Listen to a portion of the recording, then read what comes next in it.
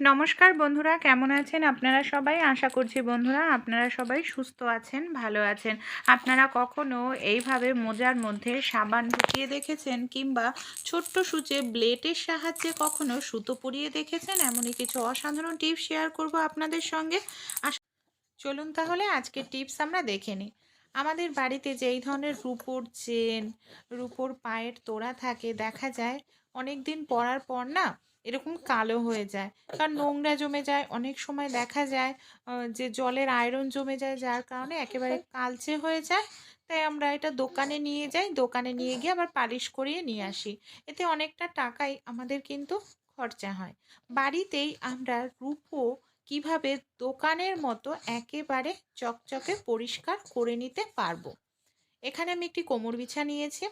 এবার সবার প্রথমে দেখুন একটি পাত্র নিয়ে নিয়েছি। পাত্রের মধ্যে এখানে আমি দিয়ে দিচ্ছি বেশ কিছুটা পরিমাণ জল। নর্মাল টেম্পারেচারে রাখা জল দিলাম। জলের মধ্যে দিয়ে দিচ্ছি কিছুটা পরিমাণ চা পাতা, যে চা পাতা আমরা রেগুলার খাই সেই চা পাতা। এবার এই জলের মধ্যে দিয়ে দেব কিছুটা পরিমাণ লেবুর রস। লেবুতে সাইট্রিক অ্যাসিড থাকে, আমরা প্রত্যেকেই জানি। এবার এই যে আমাদের কোমর বিছাটা আছে, সেটাকে আমি এইভাবেই জলের মধ্যে দিয়ে দিলাম। এবার এটাকে আমাদের 3 থেকে 4 মিনিট খুব ভালো করে ফুটিয়ে নিতে হবে। যে কোনো রূপোর গয়নাই হোক, আপনার এই চা পাতা আর লেবুর রস বা লেবুর টুকরো দিয়ে সেই জলের মধ্যে ভালো করে 2 থেকে 3 মিনিট ফুটিয়ে নেবেন। তাহলেই দেখবেন একেবারে নোংরা উঠে পরিষ্কার হয়ে যাবে। এমনকি আপনাদের গয়নাটা নতুনের মতো চকচকে হয়ে যাবে।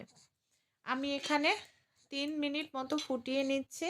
আর দেখুন কত সুন্দর, কোনো রকম ঘষাঘষি ছাড়াই এটা পরিষ্কার হয়ে যাচ্ছে। এবার আমি কি করব, বন্ধ করে দেব। তারপর আপনাদের দেখাচ্ছি যে এটা কত সুন্দর আমাদের পরিষ্কার হলো। ঠান্ডা হওয়া পর্যন্ত অপেক্ষা করব। এই দেখুন, প্রথমেই দেখিয়েছিলাম কীরকম কালচে হয়ে গেছিলো, কালো হয়ে গেছিলো। এখন সেটাই দেখুন একেবারে নতুনের মতো পরিষ্কার হয়ে গেছে। আপনারা এইভাবে বাড়িতে কিন্তু পরিষ্কার করলে আর আপনাদের টাকা দোকানে দিতে হবে না, টাকাটা বেঁচে যাবে। এবার নর্মাল জল দিয়ে ভালো করে 2-3 বার আমরা ধুয়ে নেব। দেখতে পাচ্ছেন দোকানে যেরকম পরিষ্কার করি সেরকমই কত সুন্দর একেবারে নতুনের মতো পরিষ্কার হয়ে গেছে। আমরা ফোন চার্জ দেওয়ার সময় এই ধরনের যে চার্জারগুলো ব্যবহার করি, যেটার পিন থাকে একদিকে, অসুবিধা কি হয়, তাড়াহুড়োর মধ্যে দেখা যায় আমরা কি করি, ফোনের যেদিক হয়তো উঁচু রয়েছে খেয়াল করি না, তার বিপরীত দিকেই আমরা ঢুকিয়ে দিই ফোন। এই দেখুন একটা দিক প্লেন রয়েছে আর একটা দিক উঁচু রয়েছে। এতে আমাদের কি হয়, ফোনের চার্জারের জায়গাটা কিন্তু নষ্ট হয়ে যায়। আর ফোনের চার্জারের জায়গা যদি নষ্ট হয়ে যায় তাড়াহুড়োতে এইভাবে ঢোকালে, আমাদের অনেকটা টাকাই দোকানে দিয়ে আবার ঠিক করতে লাগে। তাই আমরা তাড়াহুড়োতেও যদি ফোনে চার্জ দিই, আর কখনোই ভুল হবে না। আপনারা এই কাজটি অবশ্যই করবেন। আমাদের প্রত্যেকের বাড়িতেই টিপ থাকে, আমরা মহিলারা তো টিপ পরেই থাকি। তা যে কোনো কালারের টিপ আপনারা নিয়ে নিতে পারেন। এই দেখুন আমি লাল কালারের একটি টিপ নিয়েছি। আর যে দিকটা উঁচু রয়েছে সেই দিকটায় টিপটা আমি লাগিয়ে দেবো। এই দেখুন এই দিকটা উঁচু রয়েছে, এই দিকটায় লাগিয়ে দিচ্ছি। তাহলে যখন আমরা ফোনে চার্জ দেব, আমাদের মনেই থাকবে যে যেদিকে টিপ রয়েছে সেদিকে উঁচু। তাহলে ফোনে চার্জ দেওয়ার সময় কিন্তু আর কখনোই এই ভুলটা হবে না, আর আমাদের ফোনও নষ্ট হবে না। আর খুব সুন্দরভাবেই কিন্তু আমরা এখানে চার্জটা দিয়ে নিতে পারবো। ভালো লাগলে টিপসটি অবশ্যই আপনারাও কিন্তু ট্রাই করে দেখবেন। আমাদের বাড়িতে যে এই ধরনের পুরনো চাদর থাকে না, শাল, পুরনো চাদর যেগুলো আমরা ব্যবহার করি না, সেই ধরনেরই একটি পুরনো চাদর আমি নিয়ে নিয়েছি। চাদরটাকে লম্বালম্বি বরাবর এইভাবে ছোট ছোট করে ভাঁজ করে নিচ্ছে। যেরকম আমরা শাড়িতে প্লেট করি ঠিক সেরকমভাবেই এখানে আমাদের ভাঁজটা করে নিতে হবে। তারপর কি করব, একটি গার্ডার নিয়ে নিয়েছি। গার্ডার দিয়ে খুব ভালো করে টাইট করে এটাকে এইভাবে লাগিয়ে নিলাম। কি কাজে এটাকে ব্যবহার করব। শীতকালে আমরা এই পাখাগুলোকে ব্যবহার করি না। এই যে আমাদের বাড়িতে যে স্ট্যান্ড ফ্যান থাকে সেটা আমরা ব্যবহার করি না। আর এইভাবে যদি খোলা রেখে দিই দেখা যায় হাওয়া বাতাস লাগে, এমনকি ধুলো ময়লা লাগে, যার কারণে পাখাটা আমাদের নোংরা হয়ে যায়। পাখাটাকে আবার যখন আমাদের প্রয়োজন দেখা যায় ঘষে ঘষে পরিষ্কার করে তারপরে ব্যবহার করতে লাগে। এতে আমাদের খাটনি হয়, সময়টাও নষ্ট হয়। তাই এইভাবে পুরনো চাদর দিয়ে আমরা খুব সুন্দর করে একটি কভার তৈরি করে নিতে পারি।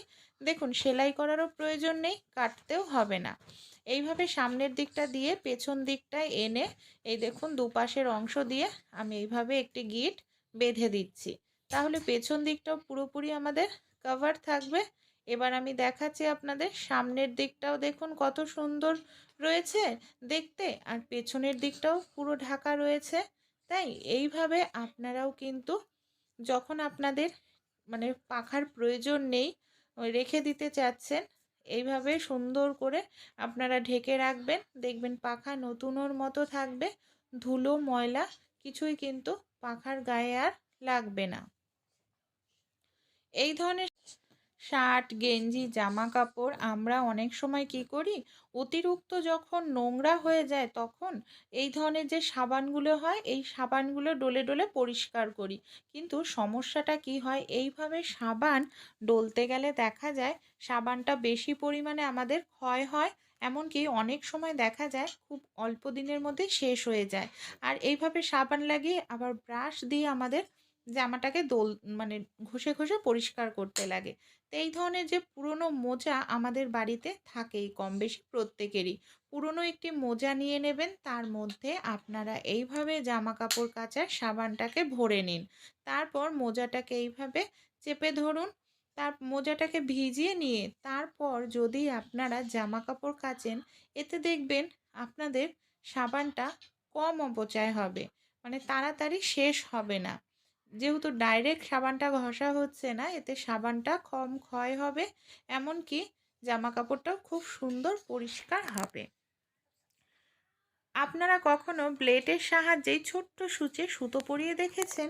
কিভাবে ব্লেডের সাহায্যে ছোট্ট সূচে সুতো পরাতে পারি চলুন দেখে নিই। একবার তৈরি করে নিলে যখন আপনারা প্রয়োজন যে কোনো সূচের মধ্যে সুতো পরিয়ে নিতে পারবেন। আমাদের বাড়িতে এই ধরনের অনেক পুরনো ব্লেড থাকে, দেখা যায় ব্লেডটা হয়তো জং ধরে গেছে, আমরা কাজে ব্যবহার করি না। এবার কি করব, এই যে ব্লেডের যে ধার অংশটা আছে না, ধার যে দিকটা সেই দিকটাকে আমি এইভাবে দেখুন কেটে নিচ্ছি। এইভাবে আমি কেটে যেখান দিয়ে ধার সেই জায়গাটা আমরা কাজে লাগাবো না। যেখানটায় ডিজাইন রয়েছে দেখুন, ব্লেডটাকে তো ভেঙে অর্ধেক করে নিলাম, ডিজাইনের যে জায়গাটা দেখবেন উঁচু নিচু হয়, এটার সাহায্যেই আমরা ছোট্ট সূচে সুতো পরিয়ে নিতে পারবো। কিভাবে, এই দেখুন আমি কেটে নিলাম, দেখতে পাচ্ছেন জায়গাটা কিন্তু উঁচু নিচু রয়েছে। এই যে এবার এটার সাহায্যে কি করে সূচে সুতো পরাবো, সবার প্রথমে আমাদের কি করতে হবে, যে সূচে আমরা সুতোটা পরাতে চাই সেই সুচটাকে এই যে ব্লেডের যে ডিজাইনের জায়গাটা আছে, ডিজাইনের জায়গাটার ভেতরে আমাদের সুচটাকে প্রথমে এইভাবে ঢোকাতে হবে। আর এতটাই পাতলা হয় ব্লেড যে খুব সহজেই যে কোনো সুচই ঢুকে যাবে। এরপর আমরা কি করব, ডিজাইনের ঠিক মাঝখানটায় এইভাবে সুতোটাকে রাখবো। এই দেখুন, আবার ঠিক মতো কিন্তু নিচের দিকটায় সুতোটাকে ধরতে হবে। এই দেখুন, ঠিক মতো যদি না ধরেন সুতোটাকে, তাহলে কিন্তু আপনারা যখন খুলবেন ব্লেডটা তখন কিন্তু সূচে সুতো পরানো হবে না। তাই সুতোটাকে এক হাতে ধরে রাখুন, তারপর আপনারা এই যে সুচটাকে বের করে নিন।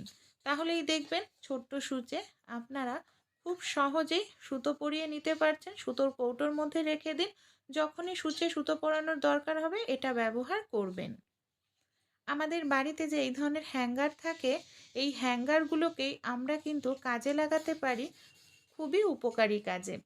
কারণ অনেক সময় দেখা যায় আমাদের যে কঠিন কাজগুলো আমরা কিভাবে সমাধান করব বুঝতে পারি না।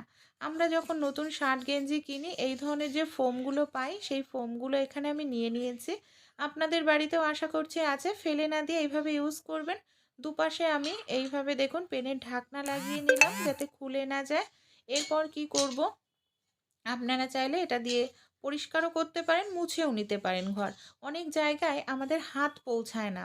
আপনারা এইভাবে হ্যাঙ্গারটাকে ঢুকিয়ে এইভাবে একটু ঘষে ঘষে পরিষ্কার করুন, দেখবেন সেই জায়গাটার নোংরাটা উঠে আসবে।